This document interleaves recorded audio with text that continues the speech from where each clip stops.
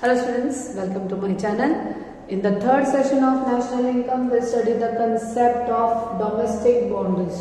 So domestic boundaries आपको पता है within the geographical boundaries of our country.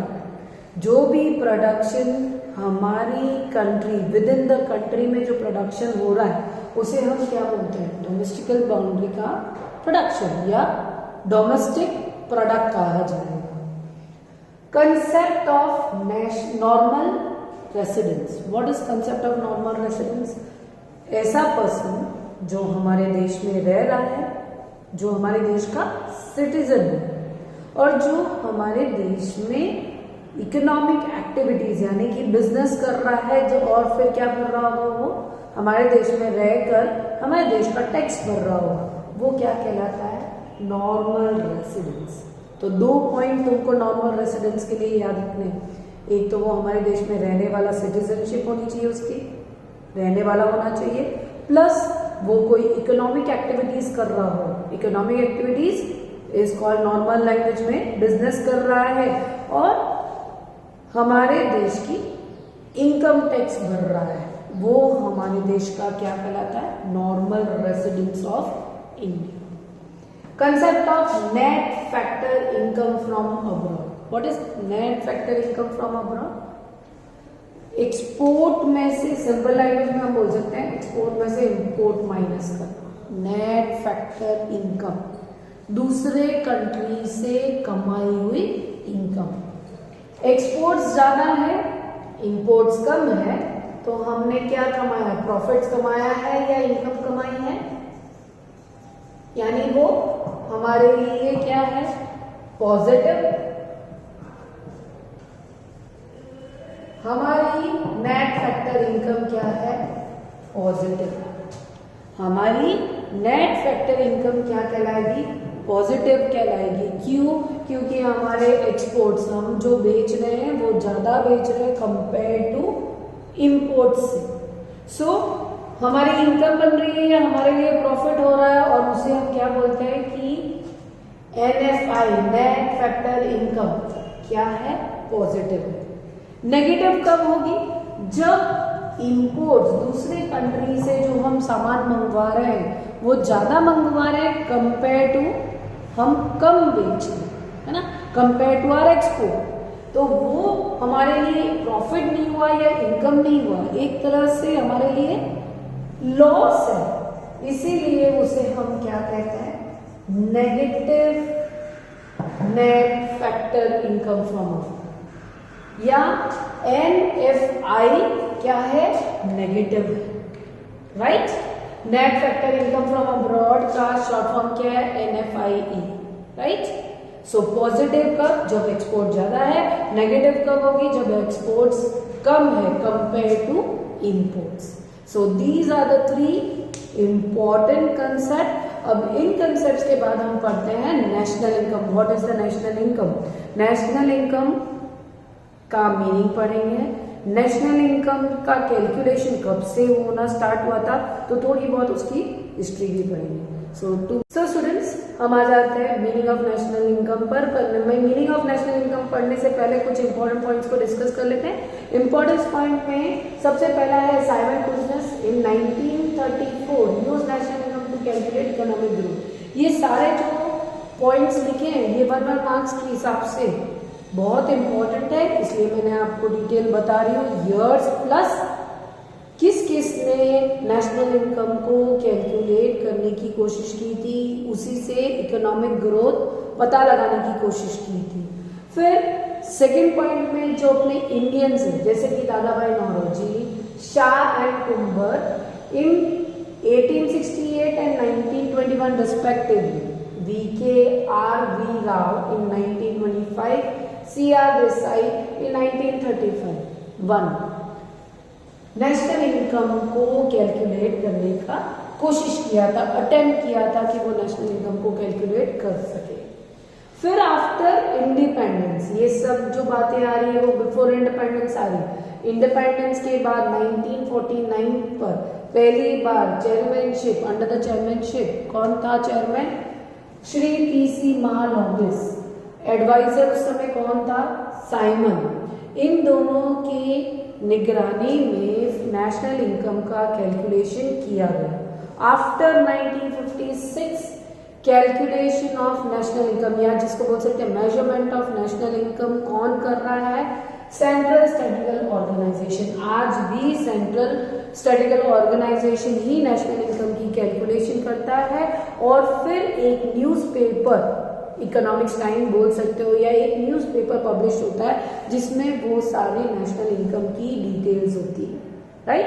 अब आ जाते हैं हम meaning and definition of national income. So students, हमारा आता है मीनिंग ऑफ नेशनल इनकम पर। नेशनल इनकम का meaning, the net value of final goods and services. Net value of final goods. Final goods हमने डिस्कस कर रखा है। Final goods का मतलब है जो कंज्यूमर लेने वाला है, जो परचेज कर उसे यूज करते हैं, उसे हम क्या कहते हैं? Final goods. उसकी net value. Produce by normal residents. किसने बनाया है? जो हमारे कंट्री में रह रहा है, जिसका इकोनॉमिक इंटरेस्ट हमारे कंट्री में है, जो हमारे देश का सिटीजन है, उसको हम क्या कहते हैं? Normal resident. उसने बनाया है 1 साल के अंदर, उसे क्या, उसको कहते हैं नेशनल इनकम। अकॉर्डिंग डेफिनेशंस देखोगे तो डेफिनेशन में according to Simon Kuznets, it is net output of commodities and services. तो सेम लैंग्वेज है, नेट वैल्यू यूज किया है, यहाँ पे नेट आउटपुट। नेट आउटपुट यानी प्रोडक्शन, बनाया है, बनकर आया है। क्या बनकर आया है? Goods and services flowing during the year, मतलब इस साल बनकर। From the country's productive system. Normal residents को यहाँ पे क्या कहा है? कंट्री का प्रोड्यूसर, प्रोडक्टिव सिस्टम, प्रोड्यूसर ने बनाया है। इन द, किसके लिए बनाया है? In the hands of ultimate consumer. Final goods की जगह पर उसने क्या बोला है? किसके हाथ में जाना चाहिए? कंज्यूमर्स के हाथ में जाना चाहिए। उसे क्या कहते हैं? नेशनल इनकम कहते हैं। और into the net addition to the country's capital goods, या टोटल लग रहा है किसकी? कंट्री के कैपिटल गुड्स की, उसे हम क्या कहते हैं? नेशनल इनकम कहते हैं। So this is the meaning and definition of national income. हम डिस्कस करते हैं features of national income. So students will study the features of national income. First feature, national income is related to the economic activities और economy of the country. National income की calculation हमेशा money terms पे होती है, पैसों की calculation होती है, इसलिए इकोनॉमी का है। National income is related to the fix time period. Fix time period का ही कैलकुलेशन होता है, जैसे कि नेशनल इनकम कैलकुलेट होगा 12 मंथ्स का। हमारे यहाँ पे फाइनेंशियल ईयर का टाइम पीरियड है, जैसे कि 1 अप्रैल से 31 मार्च का पीरियड का ही मनी ट्रांजैक्शन का कैलकुलेशन होता है, उसे क्या कहते हैं? National income. थर्ड फीचर में क्या बताया? National income is related to the economic activity.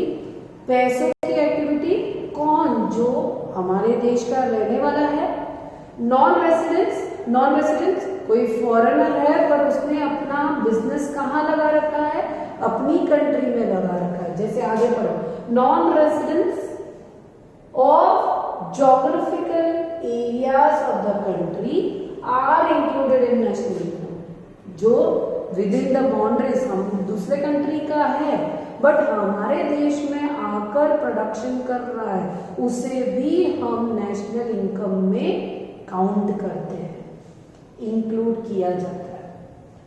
National income is related with the productive economic activity. Productive activity, productive economic activity, जो प्रोडक्शन हो रहा है हमारे देश में, गुड्स एंड सर्विसेज जो बन रहे हैं, उसका नेशनल इनकम का कैलकुलेशन होता है। जो इलीगल प्रोडक्शन है या जो नॉन प्रोडक्टिव, इलीगल जो प्रोडक्शन, ब्लैक मनी का ट्रांजैक्शन या जिसका कोई हिसाब नहीं है, उसका कभी भी नेशनल इनकम में कैलकुलेट नहीं होता है। इसीलिए उसने यहाँ पे वर्ड किया, non productive activities are not included in national income. यानी कि तुमने प्रोडक्शन तो किया है पर वो प्रोडक्शन गैर कानूनी है, इलीगल है, उसका नेशनल इनकम में कैलकुलेशन नहीं होगा। क्योंकि इलीगल क्यों कहा जा रहा है? क्योंकि तुम गवर्नमेंट को बता नहीं रहे कि तुम ऐसा कुछ बना रहे हो, इसलिए वो नेशनल इनकम में कैलकुलेट नहीं किया जाता। National income is calculated at current market price. जो करंट स्थिति, पुराने प्राइस पे नहीं चल रहा है। अगर आज के प्रोडक्शन की रेट 100 रुपया है कोई प्रोडक्ट की, तो वो 100 रुपए पे कैलकुलेट होगा। तुम ये नहीं बोल सकते हो कि पिछले साल 50 रुपए में था इसलिए मैं उसको कैलकुलेट किया 50 रुपए में। नहीं, करंट प्राइस पे ही कैलकुलेशन होगा किसका, नेशनल इनकम का। National income is express in country's currency. India का नेशनल इनकम इंडियन करेंसी में कैलकुलेट किया जाए, right. Calculation of national income is related to final goods and services. No intermediatory और semi finished goods are included in national income, right. Calculation national income का किस पे होगा, final goods पे होगा। जो प्रोसेस में गुड्स जो बन रहे हैं या अभी तक फर्दर प्रोडक्शन करना बाकी है, वो गुड्स को नेशनल इनकम में नहीं लिया जाएगा। वो अगले साल जब वो कंज्यूमर को बिक जाएगा, जब वो फाइनल गुड्स बन जाएगा, तब उसको कैलकुलेट करेंगे। बट अगर ऐसा कोई गुड्स है जो प्रोडक्शन में चल रहा है, अभी तक तैयार नहीं हुआ, उसे हम नेशनल इनकम में कैलकुलेट नहीं करते। तो कौन से गुड्स लिया जाता है, सिर्फ फाइनल गुड्स एंड सर्विसेज को नेशनल इनकम में लिया जाता है। National income is a flow concept. मैंने आपको बता दिया नेशनल इनकम क्या है, फ्लो कॉन्सेप्ट है। पर्टिकुलर ओवर अ ईयर, पूरा साल का काउंटिंग हो रही है, पर्टिकुलर ईयर या पर्टिकुलर टाइम पे 10 बजे में कैलकुलेट कर रही हूँ, वो फिक्स नहीं हो रही है। इसीलिए नेशनल इनकम को क्या कहा जाता है, फ्लो कॉन्सेप्ट कहा जाता है। उसके साथ साथ इट इज एन एग्रीगेट यानी टोटल लग रही है किसकी, हमारे देश के इस साल बने हुए गुड्स और सर्विसेज की। National income is calculated in net form. National income की हमेशा नेट फॉर्म में होगी। मैंने आपको इस लेक्चर से पहले 2 कंसेप्ट बताए थे, एक था नेट और दूसरा था ग्रॉस, है ना। ग्रॉस पे कभी भी नेशनल इनकम कैलकुलेट नहीं होती। ग्रॉस में से हम क्या डिडक्ट कर देते हैं, डेप्रिसिएशन को डिडक्ट कर देते हैं, फिर हमको क्या मिलती है, नेट। तो नेशनल इनकम डेप्रिसिएशन को डिडक्ट करने के बाद जो बच जाता है नेट, उस पर कैलकुलेट की जाती है। इसीलिए यहाँ पे क्या लिखा हुआ है, net income is calculated in net. Is it clear? Thank you students.